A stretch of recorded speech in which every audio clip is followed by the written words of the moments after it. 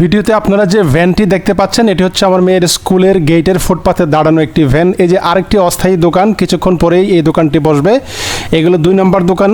এটি হচ্ছে 3 নম্বর আরেকটি দোকান, এটি এখনো বসে নাই, কিছুক্ষণ পরেই বসবে। তারপরে আমরা একে একে আরও এখানে 4টি অস্থায়ী দোকান দেখতে পাবো, যেগুলো প্রতিদিন সকালে স্কুলে যাওয়ার পথে ফুটপাতে দাঁড়ানো থাকে। একটু পরে এই দোকানগুলো বসবে।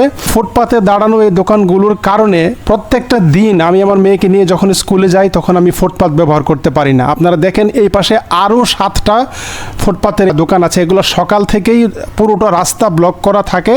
এই জন্য আমরা যখন স্কুলে যাই তখন আমরা এই ফুটপাতগুলো ব্যবহার করতে পারি না। আমরা আমাদের ছেলে মেয়েদেরকে নিয়ে জীবনের ঝুঁকি নিয়ে মেইন রোড ব্যবহার করে আমরা স্কুলে যাই, এবং একইভাবে আবার যখন স্কুল থেকে বাসায় ফিরি তখন আমরা এই ফুটপাতগুলো ব্যবহার করতে পারি না এই দখলদারদের কারণে। সো আমি সংশ্লিষ্ট কর্তৃপক্ষের কাছে আবেদন রাখব যে ঢাকা সহ বাংলাদেশের সব স্কুল সংলগ্ন ফুটপাতগুলোকে ইমিডিয়েটলি দখলমুক্ত করা হোক।